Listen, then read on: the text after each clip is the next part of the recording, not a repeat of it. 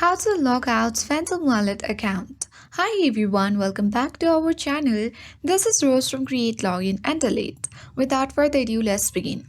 First, launch the Phantom Wallet app from your app drawer.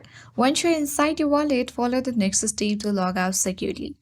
Simply tap on your username at top left corner of your screen. Now choose the account and tap on pencil icon. Now you will land on this page. You simply need to tap on Source Secret Phrase and make sure to back up your secret recovery phrase. Store it somewhere safe and private where no one can access it. After that, you simply need to tap on the circle at the bottom and simply select Continue. You need to confirm your action by tapping Yes in the pop-up. Once your recovery phrase is displayed on the screen, you can save a copy in a secure folder for further use. Now return to the main home page of your Phantom Wallet and tap on the Security and Privacy option. Select that. Now tap on Receive and then select the Continue button, then you will land on this section. So you have successfully logged out Phantom Wallet account.